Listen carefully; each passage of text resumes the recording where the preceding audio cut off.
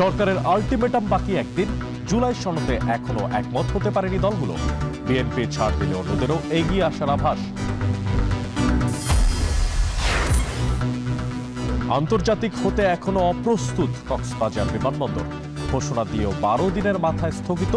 Runway হলেও শেষ হয়নি টার্মিনাল নির্মাণ। বিশ্ববাজারে ভোগ্যপণ্যের দর স্থিতিশীল হলেও দেশে প্রভাব নেই। ডলারের মূল্য সংশোধন ও বাজার ব্যবস্থাপনার ত্রুটি সারাতে নজরদারির পরামর্শ।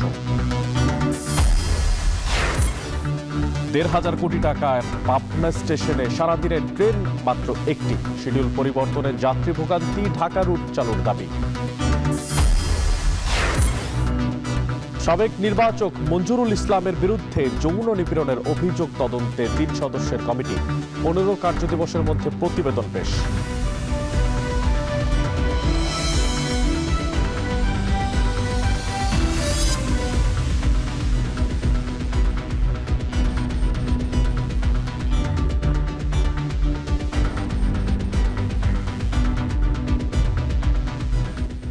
সবাইকে স্বাগত জানাচ্ছি এখন বাণিজ্যে।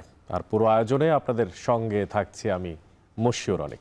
সরকারের দেয়া আলটিমেটাম 6ষ্ঠ দিনে গড়িয়েছে। আর জুলাই সনদ বাস্তবায়নে রাজনৈতিক দলগুলোর কোনো ঐক্যমত এখন পর্যন্ত তো হয়নি।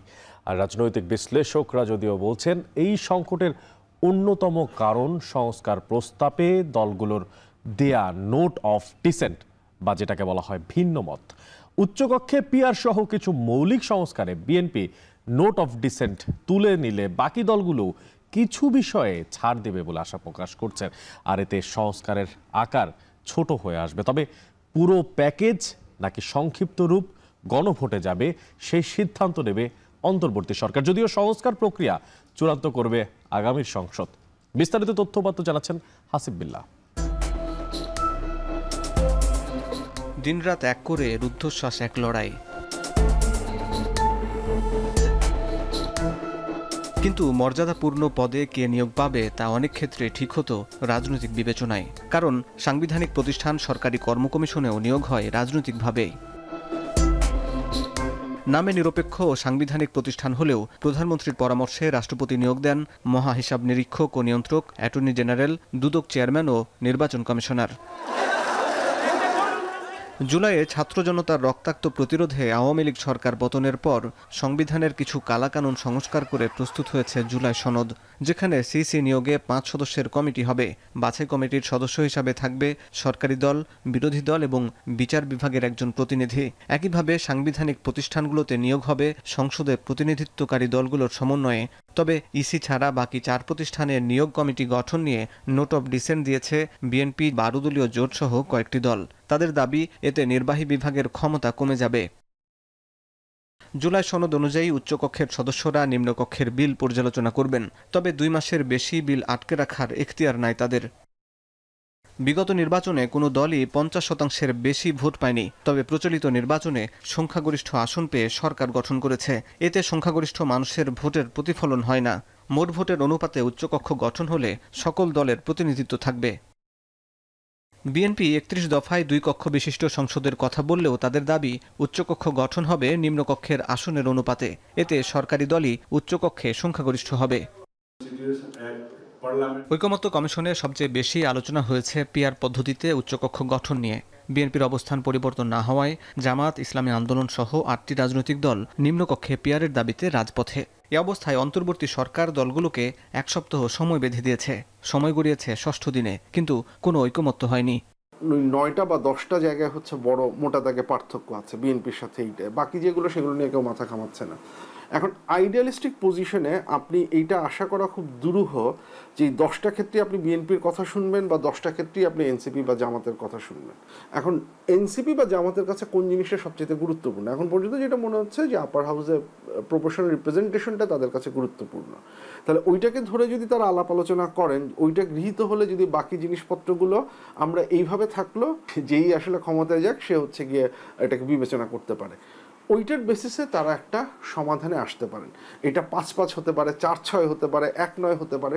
84টি সংস্কার প্রস্তাবের মধ্যে প্রায় 60টি বিষয়ে কোনো না কোনো দল ভিন্ন মত জানিয়েছে।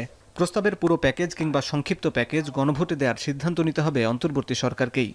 রাজনৈতিক দলগুলো একটা সুনির্দিষ্ট জায়গায় একমতের ভিত্তিতে আসতে না পারে, তখন সরকারকে অবশ্য একটা সিদ্ধান্ত নিতে হবে যে এটা আমরা কিভাবে বাস্তবায়ন করতে চাই। আমরা কি সম্পূর্ণটা নিয়ে যাব, নাকি আমরা একটু চিন্তা করে দেখব যে এটাকে আরো সংক্ষিপ্ত করলে এখানে কোনো রাজনৈতিক দল এটার ব্যাপারে তাদের আপত্তির ধরনটা বা পরিমাণটা কমে আসবে, যার ফলে এই বাস্তবায়নটা সহজতর হবে। তো সেটা সরকার বিবেচনা করতে পারেন। আবার সরকার পুরো প্যাকেজ সেটা নিয়েও অগ্রসর হতে পারেন, কারণ শেষ পর্যন্ত তো এটা নির্বাচিত প্রতিনিধিদের কাছেই যাবে। এখন স্বাক্ষর করছেন। তবে জুলাই সনদ বাস্তবায়নের আদেশ জারি করবেন কে, সে প্রশ্ন রয়ে গেছে। রাষ্ট্রপতি নাকি প্রধান উপদেষ্টা, সেই সিদ্ধান্ত নেবে অন্তর্বর্তী সরকার। হাসিব বিল্লাহ, এখন, ঢাকা। পর্যটন নগরী কক্সবাজার বিমানবন্দরের আন্তর্জাতিক অপারেশন নিয়ে দেখা দিয়েছে অনিশ্চয়তা। রানওয়ে ৬,৭৭৫ ফুট থেকে বাড়িয়ে ৯,০০০ ফুট করার কাজ শেষ, কিন্তু ১১,০০০ বর্গফুট আয়তনের নতুন এই টার্মিনাল ভবন পুরোপুরি নির্মাণ এখন পর্যন্ত শেষ করা সম্ভব হয়নি। আর প্রস্তুতি না থাকলেও আন্তর্জাতিক বিমানবন্দর হিসেবে জারি করা হয় প্রজ্ঞাপন, পরে ১২ দিনের মধ্যে আবার তা স্থগিত করে বেসামরিক বিমান চলাচল কর্তৃপক্ষ বা বেবিচক। আরও জানাচ্ছেন তানজিলা খান মিম।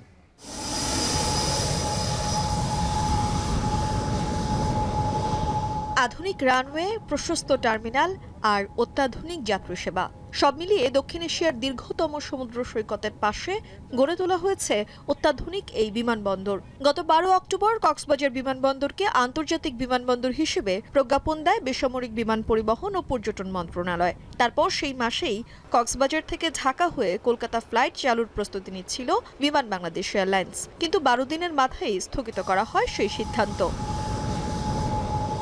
একাধিক সূত্রে জানা যায়, বিদেশি কোনো এয়ারলাইন্স এখনই কক্সবাজার থেকে আন্তর্জাতিক রুটে ফ্লাইট চালাতে আগ্রহ দেখায়নি, কারণ পর্যাপ্ত যাত্রী সংখ্যা এবং বাণিজ্যিক সুবিধার নিশ্চয়তা এখনও মেলেনি এই বন্দরে। এছাড়া আন্তর্জাতিক রুট পরিচালনা করতে হলে জ্বালানি সরবরাহ, গ্রাউন্ড হ্যান্ডলিং, কাস্টমস ও ইমিগ্রেশন সাপোর্টের খরচ ঢাকায় যা হয় কক্সবাজারে তা কয়েক গুণ বেড়ে যাবে বলে মনে করে এভিয়েশন অপারেটরস অ্যাসোসিয়েশন। এখানে এয়ারক্রাফট নেমে রিফিউল করে যাবে, অত্যন্ত খোরাযুক্তি। আজকালকার দুনিয়াতে কেউ এই কক্সবাজারের মতো জায়গায় নেমে রিফিউল করে যাবে না, এবং আমাদের দেশে যেখানে তেলের দাম সবচেয়ে বেশি সেখানে তো প্রশ্নই ওঠে না। অতএব এই পুরো প্রজেক্টটাই ছিল একটা কি বলবো, যে ধাপ্পার উপর তৈরি করা। দেশীয় এয়ারলাইন্সগুলোর পক্ষ থেকেও বলা হচ্ছে, কক্সবাজার থেকে আন্তর্জাতিক রুটে যাত্রা শুরু করলে খরচ এতটাই বেড়ে যাবে যে টিকিটের দাম সাধারণ পর্যটকের নাগালের বাইরে চলে যাবে। তাছাড়া এই বন্দরে আন্তর্জাতিক অপারেশন শুরু করতে হলে আরও কিছু অবকাঠামোগত প্রস্তুতি দরকার বলেও মনে করেন তারা। কক্সবাজার এয়ারপোর্টের বাইরে ইনফ্রাস্ট্রাকচার যদি আসলে এভাবে ডেভেলপ না করা হয়, আপনি দেখেন কক্সবাজারে শুধুমাত্র কিছু হোটেল মোটেল রিসোর্টের ডেভেলপমেন্টে আমরা দেখেছি, বাকি কি আসলে আর কোনো ফ্যাসিলিটিস আসলে কক্সবাজার আছে? বিদেশি এয়ারলাইন্সকে অ্যাট্রাক্ট করার জন্য বাংলাদেশ সরকারকে ইনিশিয়েটিভ নিতে হবে, সেটা বিদেশি এয়ারলাইন্সগুলোর সাথে কমিউনিকেট করে যেন তারা ডিরেক্ট ফ্লাইট কক্সবাজারে ল্যান্ড করাতে পারে। ফরেন ক্যারিয়ার্স বা লোকাল ক্যারিয়ার্স তারা কোথায় কী ধরনের মার্কেট নিয়ে ফ্লাইট পরিচালনা করতে পারবেন, এটার একটা ফার্ম প্ল্যান না জেনে ইন্টারন্যাশনাল ডিক্লারেশন দেওয়াটা হয়তো একটু প্রিম্যাচুর ছিল। মিডল ইস্টের যেই ট্রাফিকটা, সেই ট্রাফিকের একটা বড় অংশ অরিজিনেট করে ফ্রম চিটাগং, এবং চিটাগংয়ে অলরেডি ইন্টারন্যাশনাল ফ্লাইটস আছে। চিটাগংয়ের লোকজন তারা কক্সবাজারে গিয়ে ওখান থেকে ফ্লাইট নিয়ে যাবে, এইটা আশা করাটা ইজ নট ফিজিবল। এসব জটিলতা নিয়ে কেনই বা তাড়াহুড়ো করে কক্সবাজার বিমানবন্দরকে আন্তর্জাতিক হিসেবে স্বীকৃতি দেওয়া হয়েছিল, আর কেনই বা সেই সিদ্ধান্ত থেকে এত দ্রুত সরে আসতে হলো, এ বিষয়ে জানতে যোগাযোগ করা হলে কোনো মন্তব্যই করতে চাননি সিভিল এভিয়েশন। বিশ্লেষকরা বলছেন, সম্ভাব্যতা যাচাইয়ের আগেই এমন সিদ্ধান্ত নেওয়া ছিল পুরোপুরি অযৌক্তিক। এই এয়ারপোর্ট আন্তর্জাতিকভাবে ব্যবহার করার জন্য কোনো এয়ারলাইন্স কি কখনো তারা কোনো রকম এনকোয়ারি করেছে কিনা বা আগ্রহ প্রকাশ করেছে কিনা? আমার জানা মতে কোনো এয়ারলাইনই কিন্তু, এমনকি বিমানও কখনোই কিন্তু এই এয়ারপোর্টটাকে আন্তর্জাতিক বিমানবন্দর হিসাবে ব্যবহারের কোনো রকম অনুরোধ বা কোনো রকমের ইন্টারেস্ট প্রকাশ করেনি আর কি। তবে আমি একটা করার জন্যই করলে তো হবে না, আমাদেরকে এটা কমার্শিয়াল ভায়াবল করতে হবে। কক্সবাজার আন্তর্জাতিক বিমানবন্দর পুরোপুরি চালু হলে দেশের পর্যটন খাতে নতুন দিগন্ত উন্মোচনের আশা করা হয়েছিল, কিন্তু আন্তর্জাতিক ফ্লাইট পরিচালনা নিয়ে জটিলতা কাটাতে না পারলে সেই স্বপ্ন আপাতত বাস্তবায়ন হচ্ছে না।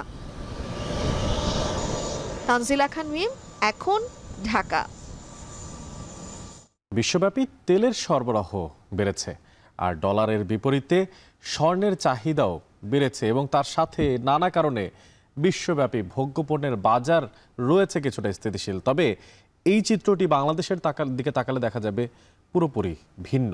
দেশের বাজারে ঊর্ধ্বমুখী ভোগ্যপণ্যের দাম, আর তার কারণ হিসেবে বাজার ব্যবস্থাপনার মধ্যে ত্রুটি, ডলারের দাম ধরে রাখা সহ নানা বিষয়ে কাজ করছে বলেও মন্তব্য করছেন ব্যবসায়ীরা। আর এমন পরিস্থিতিতে ভোক্তার ওপর খরচের বোঝা কমাতে চাইলে সরকারকে বাজার নজরদারি সহ ডলারের মূল্য নিয়ে ভাবার পরামর্শ দিচ্ছেন ব্যবসায়ীরা।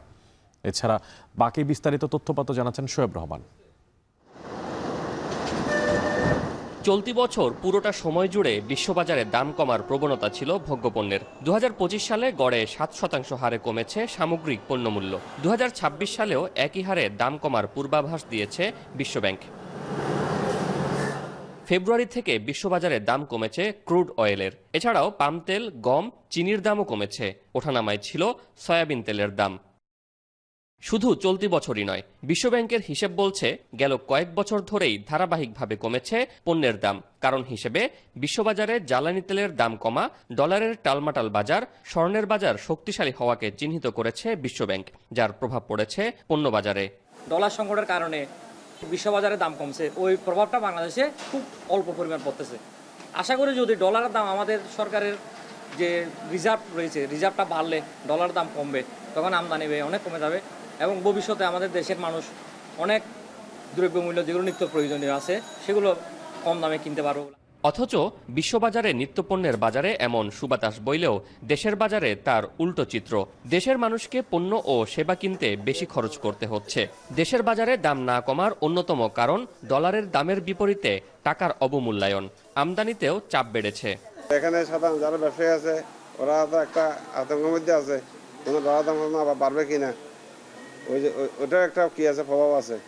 তো আমি আশা করি এখানে যে বিদেশে যখন বহির্বিশ্বে যখন ডলার দাম কমছে, আমাদের দেশের ডলার দাম যদি একটু সমান অবস্থায় রাখা যায়, একটু যদি কমানো যায়, তাহলে সাধারণ মানুষের সব কিছু নাগাল আসবে। দেশে রিজার্ভ বাড়ছে, তবে আগামীতে বিশ্ববাজারে ডলারের অবস্থান আরও দুর্বল হলে রিজার্ভেও তার প্রভাব পড়বে। দেশের বাজারেও ডিও ব্যবসা সহ অহেতুক হাত বদলে পণ্যের দাম বাড়ে বলে অভিযোগ ব্যবসায়ীদের। নির্দিষ্ট যে পরিমাণ চাহিদা সেই পরিমাণ আইপিইউ ইস্যু করা উচিত সরকার থেকে। সেটি হলে বাজারের যে অব্যবস্থাপনা সেটিকে অবশ্যই আমরা অনেকাংশে আমরা সেটিকে সঠিক পর্যায়ে নিয়ে আসতে পারবো। আর ওই যে উৎপাদনের ক্ষেত্রে সেটি কত উৎপাদন হয়েছে সেটি হিসাব করে বাকি যে শর্টেজ আছে সেগুলোকে আমরা আমদানির জন্য আমরা পারমিশন দিতে পারি। সেক্ষেত্রে বাজার ব্যবস্থা অনেকাংশে একটি নীতিমালার মধ্যে আসবে। ভোগ্যপণ্যের বাজার ঊর্ধ্বমুখী থাকায় আর্থিক সংকটে ব্যবসার আকার ছোট করতেও বাধ্য হয়েছেন অনেকে। আসছে না নতুন বিনিয়োগও। শোয়েব রহমান, এখন, চট্টগ্রাম। 10ম গ্রেডে বেতন সহ 3 দফা দাবি আদায়ের লক্ষ্যে গতকাল রাজধানীর কেন্দ্রীয় শহীদ মিনারের প্রাথমিক শিক্ষকদের অবস্থান কর্মসূচিতে পুলিশি হামলা আর শিক্ষক আটকের ঘটনায় আজ সারা দেশে পূর্ণ দিবস কর্মবিরতি পালন করছে প্রাথমিক শিক্ষকরা। আর এই বিষয়ে বিস্তারিত তথ্য জানানোর জন্য চট্টগ্রামের সরকারি ন্যাশনাল প্রাইমারি স্কুল থেকে যুক্ত আছেন কাজী মাহফুজ। এছাড়াও ময়মনসিংহনগরের গলগন্ডা সরকারি প্রাথমিক বিদ্যালয় থেকে যুক্ত আছেন হারুনুর রশিদ এবং কুষ্টিয়ার 6 নং পৌর সরকারি প্রাথমিক বিদ্যালয় থেকে আমাদের সঙ্গে যুক্ত আছেন মেজবা উদ্দিন পলাশ। তবে আমি প্রথমেই চট্টগ্রামে চলে যেতে চাই, সেখানে আছেন কাজী মাহফুজ। মাহফুজ, যেই আসলে এখন বর্তমানে আন্দোলনটা চলছে বা স্থগিত চলছে, এর ফলে তো পাঠদান কর্মসূচি ব্যাহত হচ্ছে। শিক্ষকদের এই অবর্তমান আসলে যারা অভিভাবক আছেন তাদের মধ্যে কি প্রতিক্রিয়া তৈরি করেছে জানতে চাই আপনার মাধ্যমে।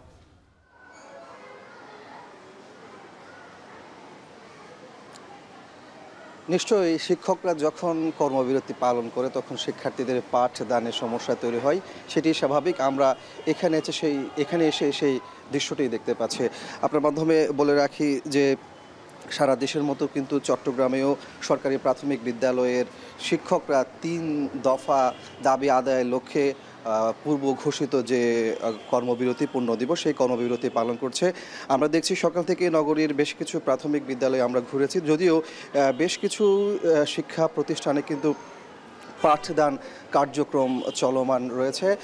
তবে কিছু কিছু বিদ্যালয়ে আমরা দেখতে পাচ্ছি যে শিক্ষকরা কর্মবিরতি পালন করলেও পাঠদান কার্যক্রম চলছে। তবে সেই ক্ষেত্রে তারা আমাদেরকে জানিয়েছেন মূলত গেস্ট শিক্ষক দিয়েই এই পাঠদান কার্যক্রম তারা চলমান রেখেছে, যাতে শিক্ষার্থীদের পাঠদানে কোনো সমস্যা না হয়। আবার কিছু কিছু বিদ্যালয়ে সিনিয়র যারা শিক্ষার্থী রয়েছেন তারাও কিন্তু পাঠদানে অংশগ্রহণ করেছেন, এমনটি আমাদেরকে শিক্ষকদের জানিয়েছেন। আমরা যা বলে রাখি যে শিক্ষকদের যে 3 দফা দাবি, তার মধ্যে 10ম গ্রেডে বেতন ভাতা প্রদান, একই সাথে তারা বলছেন যে যাদের চাকরির বয়স 10 বছর এবং 16 বছর পূর্তি হয় তাদেরকে উচ্চতর গ্রেডে উন্নীত করা। সর্বশেষ যে দাবিটি সেটি হচ্ছে যে বিভাগীয় পদোন্নতি, সেই পদোন্নতি নিশ্চয়তা দেয়া। এই 3টি দাবি মূলত শিক্ষকরা দীর্ঘদিন ধরে করে আসছে, কিন্তু কোনো সরকারই তাদের সেই দাবিতে কর্ণপাত করেনি, সাড়া দেয়নি, যার কারণে তারা বাধ্য হয়ে কর্মবিরতির মতো কঠোর কর্মসূচি দিয়েছে, যেখানে শিক্ষার্থীরা পাঠদানের ক্ষেত্রে সমস্যা তৈরি হচ্ছে সেটি নিশ্চিতভাবেই বলা যায়।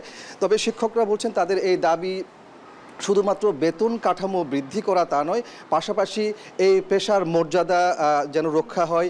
একই সাথে তারা বলছেন যে এই প্রাথমিক শিক্ষার যে মান উন্নয়ন, সেই মান উন্নয়নের ক্ষেত্রেও কিন্তু এই বিষয়টি কাজ করবে, এমনটি তারা দাবি করছেন। তো সব কিছু মিলিয়ে বলা যায় যে চট্টগ্রামেও কেন্দ্র ঘোষিত যে কার্যক্রম পূর্ণ দিবসের কর্মবিরতি সেটি পালিত হচ্ছে।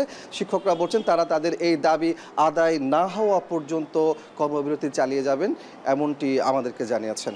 অনেক এবার চট্টগ্রামের দিক থেকে শুনে আমরা একটু ময়মনসিংহের দিকে তাকাতে চাই, সেখানে আছেন আমাদের সঙ্গে হারুন। জানতে চাই আসলে এই যে চট্টগ্রামে জানছিলাম যেমনটা সেখানে পাঠ কার্যক্রমে শিক্ষকরা অংশ না নিলেও বিভিন্নভাবে সেটা চালু রাখার একটা প্রক্রিয়া চলছে। ময়মনসিংহের সেখানকার বর্তমান অবস্থা কি সেটা জানতে চাই আপনার মাধ্যমে।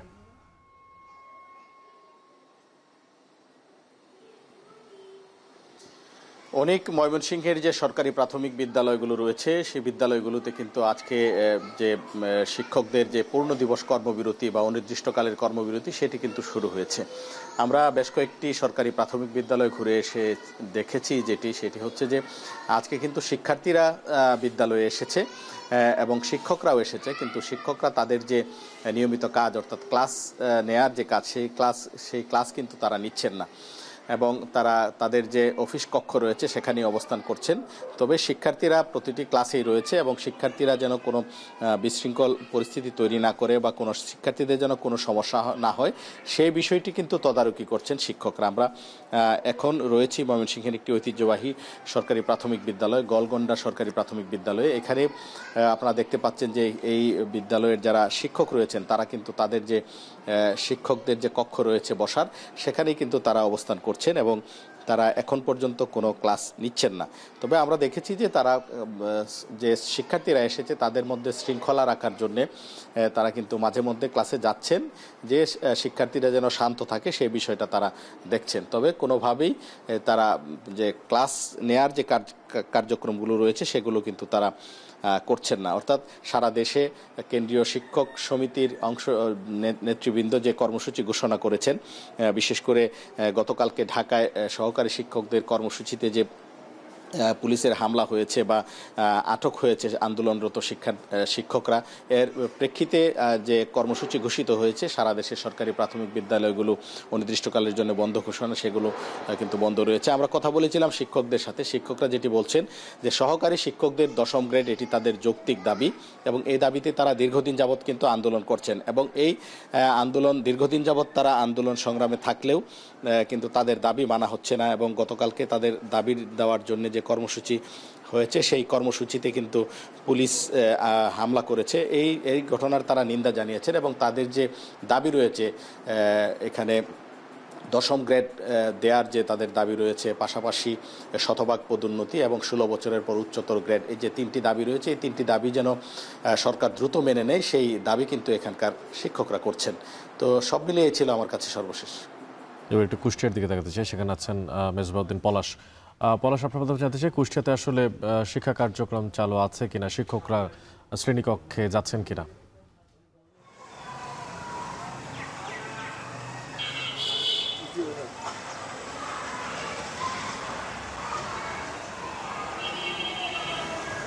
অনেক আমি সকাল থেকে বেশ কয়েকটি যে প্রাথমিক বিদ্যালয় যেখানে রয়েছে সেখানে আমি গেছি এবং সেখানে কিন্তু প্রায় বেশ কিছু বিদ্যালয় কিন্তু দেখেছি সেখানে ক্লাস যে কার্যক্রম সেটি আসলে চলছে। তবে তবুও বেশ কিছু বিদ্যালয়ে কিন্তু এখনও যে কার্যক্রম সেটি কিন্তু যে শিক্ষা কার্যক্রম সেটি কিন্তু বন্ধ রয়েছে এবং কর্মবিরতি পালন করছেন শিক্ষকরা। শিক্ষকদের সাথে আমি এ নিয়ে কথা বলেছি, তারা বলছেন যে শিক্ষকদের যে মর্যাদা রক্ষায় সরকারকে আসলে কাজ করতে হবে এবং দ্রুত যে তাদের যে দাবি 3 দফা যে দাবি সেই দাবি মেনে নিতে হবে। সেই দাবি না মানলে কিন্তু তারা ক্লাসে ফিরবেন না এবং সামনে কিন্তু বার্ষিক পরীক্ষা রয়েছে শিক্ষার্থীরা।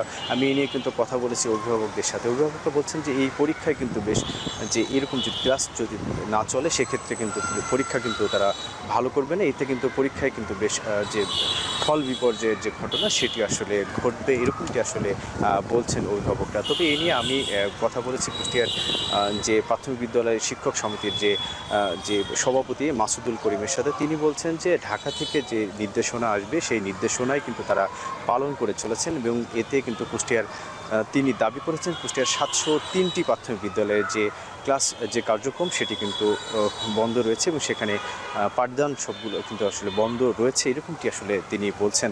তবে এ নিয়ে আমি এখানে যারা রয়েছেন আমি শিক্ষার্থীদের সাথেও কথা বলেছি, শিক্ষার্থীরাও কিন্তু একই দাবি। তারা বলছেন যে শিক্ষকদের যে দাবি সেই দাবি কিন্তু দ্রুত মেনে নেওয়া হোক, এতেই কিন্তু তাদের যে শিক্ষা কার্যক্রম তারা আসলে সেটি আসলে ফিরে আসবে এরকমটি আসলে তারা বলছেন। এই ছিল আমার কাছে কুষ্টিয়া থেকে অনেক। আমাদের সঙ্গে কুষ্টিয়া থেকে, ময়মনসিংহ থেকে এবং চট্টগ্রাম থেকে যুক্ত ছিলেন সহকর্মীরা জানাচ্ছিলেন 3 দফা দাবিতে শিক্ষকদের যে লাগাতার কর্মসূচি শুরু হয়েছে গতকালকে থেকে তার সবশেষ খবরাখবর, শ্রেণীকক্ষের খবরাখবর। এবার সেই 3 দফা দাবিতেই লাগাতার অবস্থান কর্মসূচি পালন করছেন প্রাথমিকের সহকারী শিক্ষকেরা এবং দ্বিতীয় দিনের খবর জানানোর জন্য কেন্দ্রীয় শহীদ মিনার থেকে আমাদের সঙ্গে যুক্ত আছেন সহকর্মী আতিক মেজবা লগ্ন। লকডাউনে আপনার পেছনে দেখতে পাচ্ছি সারিবদ্ধভাবে শিক্ষকরা দাঁড়িয়ে প্রতিবাদ করছেন, তারা তাদের দাবি আদায়ের জন্য রাস্তায় আছেন। তো জানতে চাই যে আজকে তাদের এই দাবি আদায়ের কর্মসূচি বাদে অন্য কোনো কর্মসূচি তারা ঘোষণা করেছেন কিনা, কি তথ্য আছে আপনার কাছে?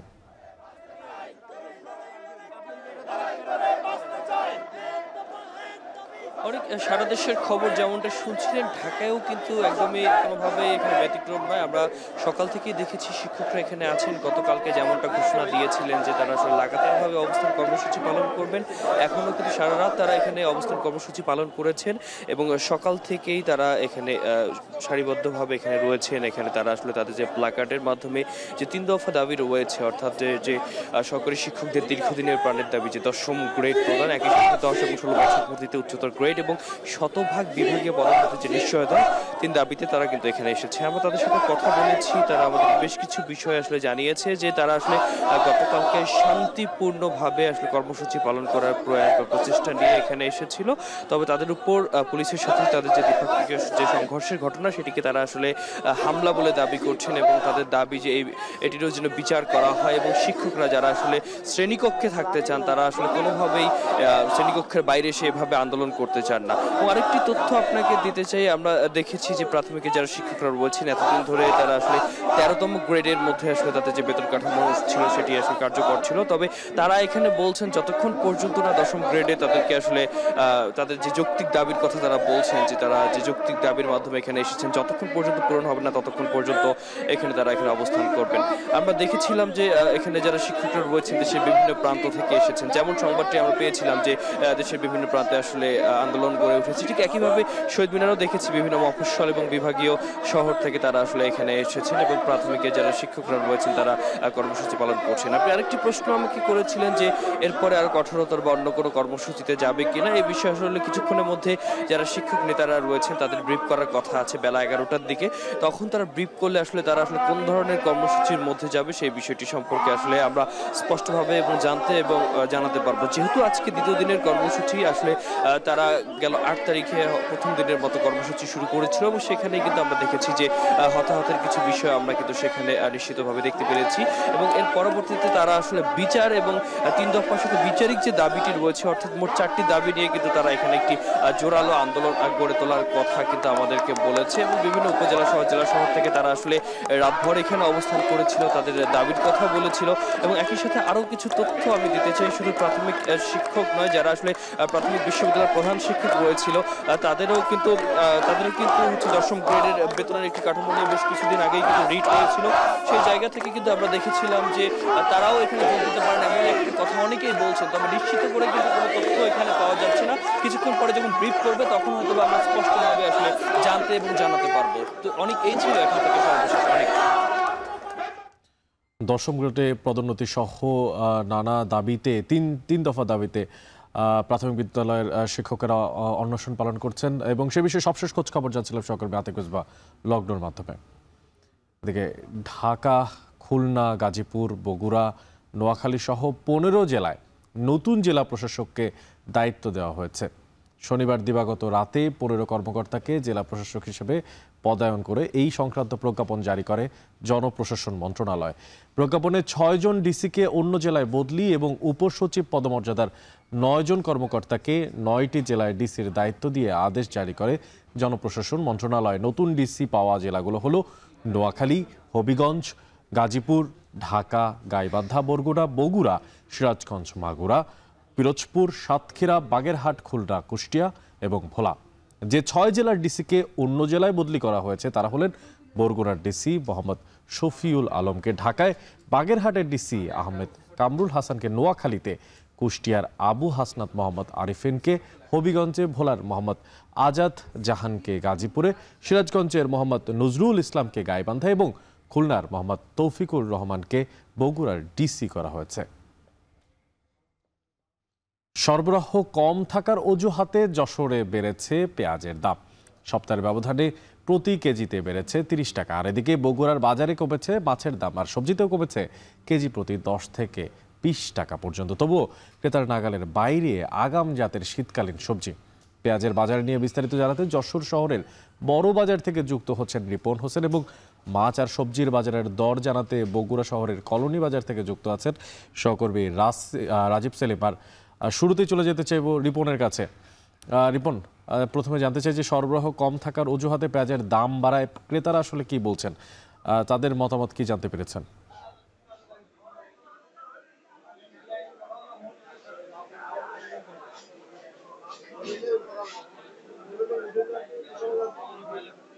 আসলে আমরা দেখছি যে গত 15 দিন ধরে কিন্তু এই পেঁয়াজের দামটি বৃদ্ধি পেতেই আছে। আমরা দেখেছি যে এর আগে পেঁয়াজ বিক্রি হয়েছে 15 দিন আগে 60 টাকা, সেই পেঁয়াজ কিন্তু আমরা আজকে খুচরো বাজারে দেখেছি 120 টাকা বিক্রি হচ্ছে। অর্থাৎ 15 দিনের ব্যবধানে প্রায় ডবল দাম বেড়েছে। এই অবস্থায় আসলে যারা ক্রেতা রয়েছেন তারা বলছেন যে তাদের সাধ্যের বাইরে চলে যাচ্ছে দিন গেলে। এই পেঁয়াজটা আসলে সরবরাহ অজুহাত রয়েছে, যদিও সরবরাহ কম থাকার অজুহাত রয়েছে, তবে আমার পেছনে দেখতে পাচ্ছেন যে পেঁয়াজের যে বস্তা সেটি রয়েছেন।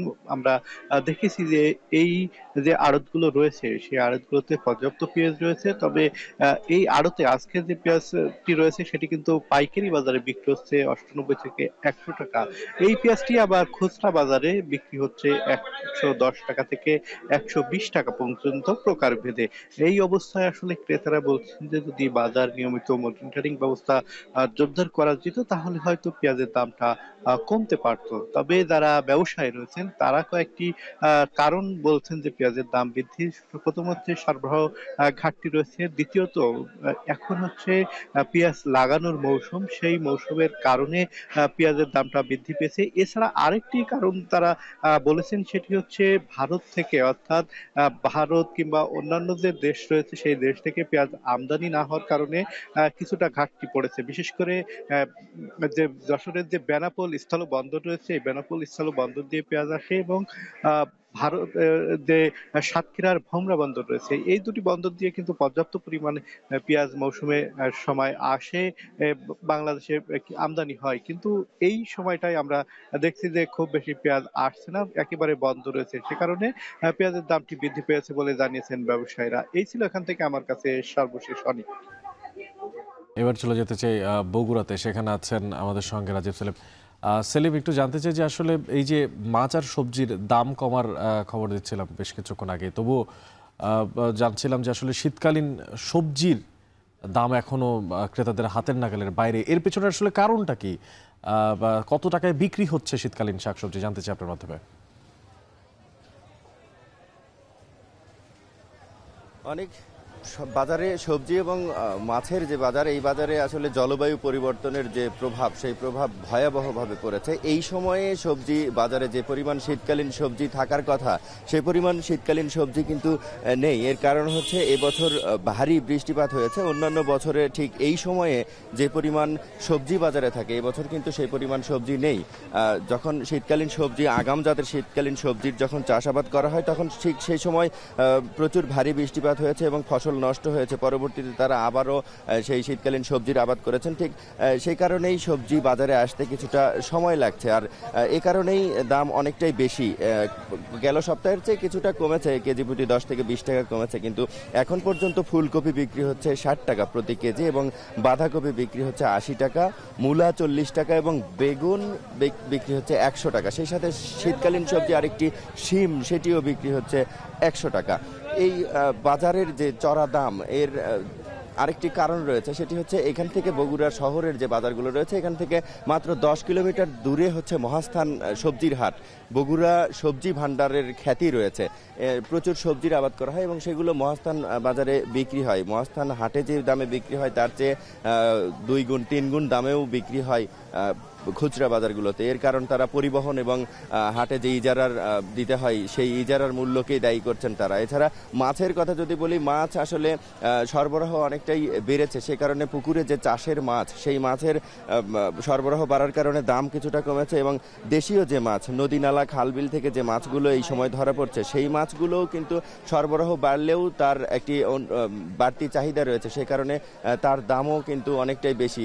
এর কারণ হচ্ছে এই মৌসুম শুটকির যে চাহিদা, সেই চাহিদা পূরণের মৌসুম। এই সময়ে শুটকি মাছের জন্য এই মাছগুলো, পুঁটি মাছ এবং টাকি মাছগুলো কিনে থাকেন। এই কারণে আসলে মাছের বাজারেও অনেকটাই চড়া, সরবরাহ বেশি থাকলেও মাছের বাজার চড়া।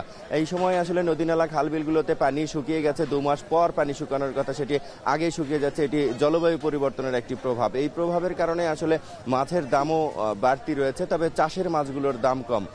সব মিলিয়ে বাজার তদারকির কথা বলছেন ক্রেতারা, যে মহাস্থানে যে দামে বিক্রি হয়, এখানে তার চেয়ে 2-3 গুণ বেশি দামে বিক্রি হয়। এটি বাজার তদারকির মাধ্যমে দাম কমানোর দাবি জানাচ্ছেন ক্রেতারা। এই ছিল আমার কাছে বগুড়া থেকে সবজি এবং মাছের বাজারের সব শেষ খবর। অনেক যশোর এবং বগুড়া থেকে যুক্ত ছিলেন সহকর্মীরা, জানাচ্ছিলেন সেখানকার বাজারের সবশেষ দরদামের খবরাখবর।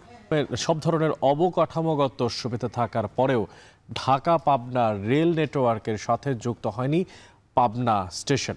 1,500 কোটি টাকা ব্যয়ে নির্মিত স্টেশন দিয়ে সারা দিনে চলে মাত্র একটি লোকাল। তবে ট্রেনের শিডিউল পরিবর্তন করায় সেটিও কোনো কাজে আসছে না জেলাবাসীর। তবে অচিরেই ঢাকা পাবনা ট্রেন চালু হবে বলেও আশাবাদ ব্যক্ত করেন সচিব। বিস্তারিত মাসুদ রানার প্রতিবেদনে। দেশের রেল নেটওয়ার্কের একটি গুরুত্বপূর্ণ অংশ হওয়ার পরেও পাবনা রেল স্টেশন এখনও যথাযথভাবে সংযুক্ত হয়নি। সম্প্রতি নির্মিত এই স্টেশনটির জন্য 1,500 কোটি টাকা ব্যয় করা হলেও এখনও সারাদিনে চলাচল করে মাত্র একটি ট্রেন। কিন্তু বারবার শিডিউল পরিবর্তনে যাতায়াতের ভোগান্তি যাত্রীদের।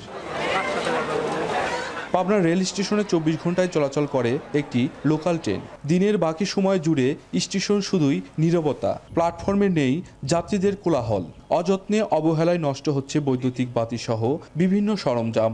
এত কিছু থাকার পরেও এখন পর্যন্ত পাবনা টু ঢাকা রেল চালু হলো না, এটা খুবই দুঃখজনক ব্যাপার। বিশাল বড় একটা অ্যামাউন্ট খরচ করলো সরকার, অথচ সেই মনে করেন সকাল 8টায় 8:45 যায়, আসে আবার রাত 8টায় আসে। পাবনা থেকে ঢাকা পর্যন্ত আমরা সরাসরি ডাইরেক্ট রুট চাই।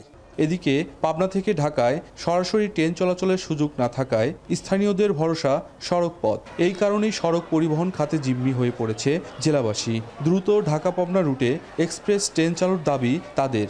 পাবনা থেকে ঢাকা হলে পরে অনেক সুবিধা, তার কারণ হচ্ছে এই মোটর মালিকরা দীর্ঘদিন এই জিনিসটাই করে রাখেছিলেন, কিন্তু এই জোট আজ পর্যন্ত খোলা যায়নি। পাবনা রেল যাতায়াতে অসুবিধা হচ্ছে, এই জন্য হচ্ছে রেল স্টেশনে ঢাকা পাবনা থেকে ঢাকা ট্রেন চালু হতে অসুবিধা হচ্ছে। তবে আশার বাণী শোনালেন রেল সচিব, শীঘ্রই ঢাকা পাবনা রুটে ট্রেন চালু হবে বলে জানান তিনি। আমরা প্রথম 20টি কোচ আমরা পাবো এবছরের শেষে। আমরা যত শীঘ্রই সম্ভব একটি র্যাক ফরমেশন করতে পারবো পাবনা ঢাকার জন্য। এই অবস্থায় সময় লাগলেও আমরা এই অবস্থাতে আমরা একটি আন্তনগর ট্রেন দেওয়ার আপ্রাণ চেষ্টা করছি। পাবনার মাঝগ্রাম থেকে ঢালারচর পর্যন্ত ৭৯ কিলোমিটার রেলপথ নির্মাণ শেষ হয় ২০১৯ সালে। বর্তমানে মাত্র একটি ট্রেন চলছে ঢালারচর থেকে চাঁপাইনবাবগঞ্জ পর্যন্ত। মাসুদ রানা, এখন পাবনা। এবার আন্তর্জাতিক প্রসঙ্গ। কর্মীদের অধিকার লঙ্ঘন করে এমন শ্রম আইন প্রস্তাবে প্রতিবাদে উত্তাল পর্তুগালের রাজধানী লিসবন। শনিবার লিসবন এভিনিউর প্রতিবাদ মিছিলে লাখো মানুষের ঢল নামে। নতুন আইনে কর্মীদের চাকরিচ্যুত করার বিষয়ে মালিক পক্ষ থেকে সর্বোচ্চ সুবিধা দেয়া, অন্যান্য প্রতিষ্ঠান থেকে আউটসোর্সিং, ছুটি সীমিত করা, গর্ভপাতের পর নারীদের অবসাদজনিত ছুটি কমিয়ে আনার প্রস্তাব অন্তর্ভুক্ত করতে চায় দেশটির ডানপন্থী সরকার। পাশাপাশি সদ্য মা হয়েছেন এমন কর্মীদের কর্মঘণ্টায় 2 বছর যে ছাড় দেয়া হতো সেটিও কমানোর প্রস্তাব করা নিয়ে বিতর্কিত এই শ্রম আইন প্যাকেজে। সরকারের দাবি, পশ্চিম ইউরোপের দরিদ্রতম দেশটিতে উৎপাদনশীলতা বাড়ানোর জন্যই আইনের সংস্কার আনা প্রয়োজন। সরকারের এমন সিদ্ধান্তের জেরে আগামী 11 ডিসেম্বর কর্মবিরতি ও সাধারণ ধর্মঘট ঘোষণা করেছে শ্রমিক ইউনিয়ন। যুক্তরাষ্ট্রে চলমান শাটডাউনের কারণে টানা দ্বিতীয় দিনের মতো বিঘ্নিত হয়েছে বিমান পরিষেবা। আর শনিবার বাতিল হয়েছে প্রায় ১৫০০ ফ্লাইট। এছাড়া বিলম্বিত ফ্লাইটের সংখ্যা প্রায় ৪,০০০। এর জেরে চূড়ান্ত ভোগান্তিতে পড়েছেন যাত্রীরা। চলতি সপ্তাহের শুরুতে মার্কিন এভিয়েশন বিভাগ জানায়, সরকারের অচলাবস্থার কারণে ট্রাফিক কন্ট্রোলাররা বিনা বেতনে কাজ করছেন। আর এমন পরিস্থিতিতে দেশের ব্যস্ততম এয়ারপোর্টের বিমান পরিষেবা ১০ থেকে ৪০% কমানোর সিদ্ধান্ত নিয়েছে সংস্থাটি। ১ অক্টোবর যুক্তরাষ্ট্র এই শাটডাউন শুরু হয়। আর ফেডারেল সরকারের এই অচলাবস্থা বন্ধ এখনও কোনো সমাধানে আসতে পারেনি রিপাবলিকান বা ডেমোক্রেটসরা। ফেডারেল শাটডাউন বা সরকারের অচলাবস্থা ৩৯তম দিনে পা রেখেছে গেল শনিবার, যা মার্কিন মুলুকের ইতিহাসে দীর্ঘতম শাটডাউনের রেকর্ড। এই ছিল এখন বাণিজ্যের আয়োজনে। এখন টেলিভিশন ওয়েবসাইটে দেখতে ভিজিট করুন www.এখন.tv। এছাড়া এখন টেলিভিশন ফেসবুকে দেখতে ভিজিট করুন facebook.com/tv.এখন এবং ইউটিউবে এখন টেলিভিশন দেখতে ভিজিট করুন youtube.com/c/এখন tv।